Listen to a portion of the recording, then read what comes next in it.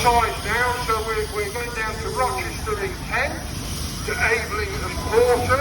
Aveling and Porter were probably recognised as, or Thomas Aveling was probably recognised as the first person to harness the power of steam to actually make them move. Now this is again a Showman's engine. You'll notice it's got the full length canopy. On the front of there's the dynamo. Now if you imagine you were in Chipping or Chapman or Clitheroe at the turn of the 19th century, never seen electric light, the fairground arrives and all of a sudden it's lit up with this fantastic invention of electric light. Various types of engine coming in here. We've already looked at a John Fowler miniature. This is a John Fowler traction engine. It's 2 cylinders, so it's a compound engine. What that means is that we use the steam twice. We use it in the high pressure cylinder first, and then it's exhausted into the low pressure steam, so it's more efficient. A traction engine there will be used for haulage, timber haulage, and so on and so forth.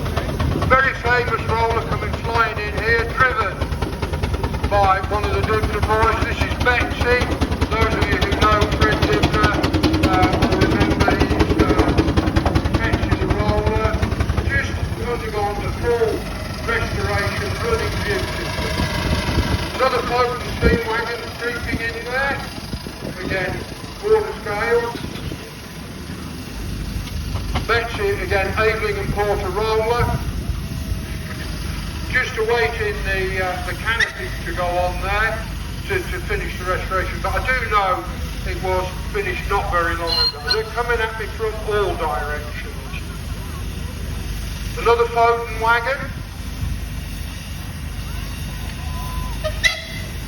Edwin Foden started off in Elworth near Sandbach and started off making threshing machines, then moved into steam traction engines, steam wagons, and eventually into diesel lorries. Again, now no longer with us as a mate. Another full-size traction engine coming in. Again, a single cylinder. Wallace and Stevens from Basingstoke. Again, traction engine, single cylinder, you can hear it chuff as it goes round. Beautifully turned out, an engine I don't think I've seen for a long time. Quite difficult to steer. You'll notice the steering on the front is affected by chains, and it's quite a number of turns lock to lock to get it round the corners. There's the Sale family coming in next. We're heading down to,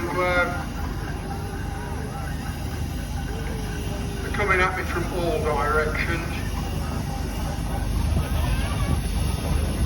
Don't know which one's coming off. Josh, I don't know who's at the wheel. Is it Warren or Josh? Josh is driving, Dad's steering. Ransom, Sims and Jeffries from Ipswich. And again, a general purpose engine will be used for road haulage, will be used for thrashing, will be used for all sorts. Built 1912 and only recently undergone a complete rebuild. We've seen Foden wagons. We've now got a Foden Showman's engine, Prospector. Again, the dynamo wrapped up on the front. So the main purpose of the Showman's engine was to move the load, so to move the rides, to help build the rides up, and then to actually power and get the electric for the rides to work. Haven't seen this out for a long time. Alan Ashby's been there 10 years, is it really? Wow. Nice to see it out again, Alan. And I like the Corps of Royal Engineers on there, because that's where it went. 1925, built for the War Office. Now if you look at this little Wallace and Stevens, you'll see that it hasn't got a big flywheel on it. And the reason for that is when it's rolling asphalt, Every time a roller stops, it leaves a dent in the ash pan. So with no big flywheel, these could instantly reverse. And we might ask Alan to show us that later. John Johnson from Banks. Again, a famous little engine here. The Horse's Friend. There were two ladies in Crystal Palace in London who were dismayed at the way horses were flogged to get them up the hill in Crystal Palace. So they went out and bought this little Tasker from Andover, gave it to the RSPCA, and that would help the horses and the carriages up the hill in Crystal Palace. Beautifully turned out, as all of John's stuff is. Again, a long time since I've seen this Dougal, an Evelyn & Porter tractor, so quite lightweight and interesting because it's got a cover over the motion as well as over the driver. And you've got to have eyes quite far apart to see out the spectacle. Quite like every good for thousands. So Alan Might shows the quick reverse on the roller. So normally with an engine you'd have to wait for the flywheel to stop, but he's not going to show. Another Evelyn & Porter, Clancy's horse on 10, beautifully turned out by Mr. Lomas, comes in a beautifully turned out Arctic trailer, and just absolutely stunning. The early riser, compound engine, so we've got two cylinders, we're using the steam twice. Steam rollers were the last steam-powered vehicles to be used on the road. I can remember one of them in Ravensdale in the 1960s still being used. Another Evelyn, another prize winner.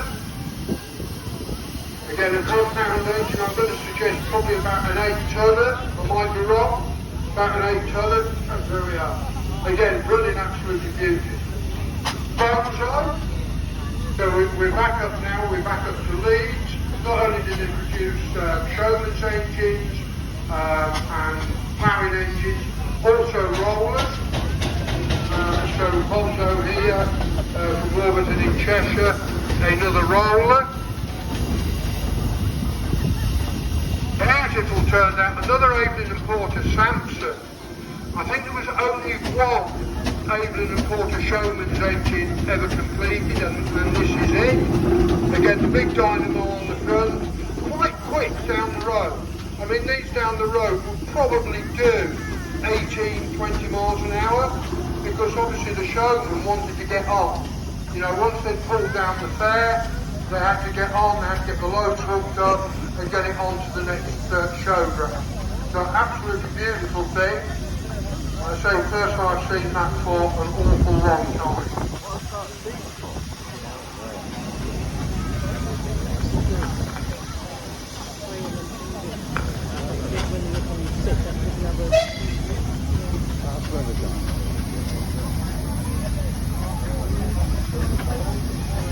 So, was owned by the late Tom Varley of Gisborne, then into a private collection, and absolutely stunning that we've got it here with us this weekend. They're coming at me from all directions. I'm blaming you, Edward. I'm going to blame you. That's what I love to see. Kids in the coal bunker. Are you having fun up there, kids? Are you having fun? Yeah? Yeah. Well done. There's a lovely job of that, Alan. Lovely. There's a little smile on your face.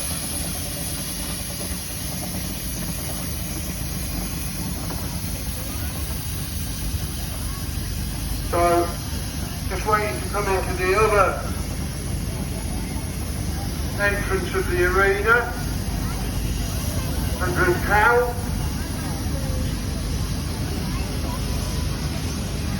Another roller, Old Ernie, and again another one of Charles Borrell's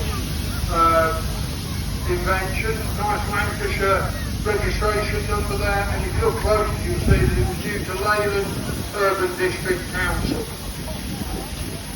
So absolutely fantastic to see that here today.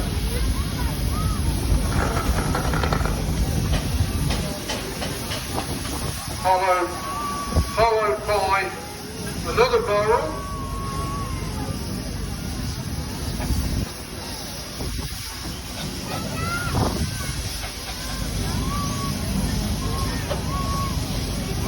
burrow roller.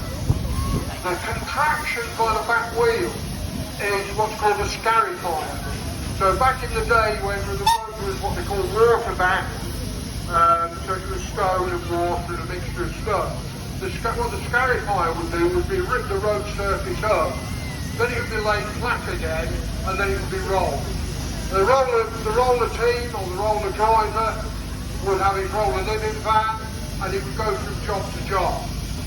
So he'd leave on a Friday, leave the machine sheeted up at the side of the road, get on his motorbike or his push bike, go home, then Monday morning come back, light the fire, live in the living van all week, and so on and so forth. Lovely Burrell now laddie, another tractor, fairly quick on the road. You notice the belly tank on this, so that's for additional water. Runs beautifully, and I think that's a gold medal tractor. So this type of tractor at some exhibition won a gold medal, so it's known as the gold medal tractor.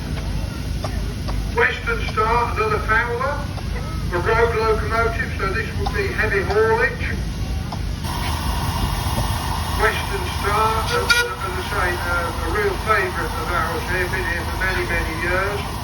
Road is here, so no low loader, come down with the living van behind it and a trailer. Something we don't see very often, although we could have done with it last year, is a steam boat. Now I'm going to suggest, and I will be classed as wrong quite easily, that it might be from Windermere. So, steam engine on there, 1895, we've got the propeller turning. As I say, last year, it would have been ideal. Have you got the Windermere kettle on there? You have. So the Windermere kettle was fitted to these boats, and it was heated by the steam from the engine, so you could have your cup of tea and your biscuits. Lovely to see that here, absolutely stunning. Needs to go back onto Windermere.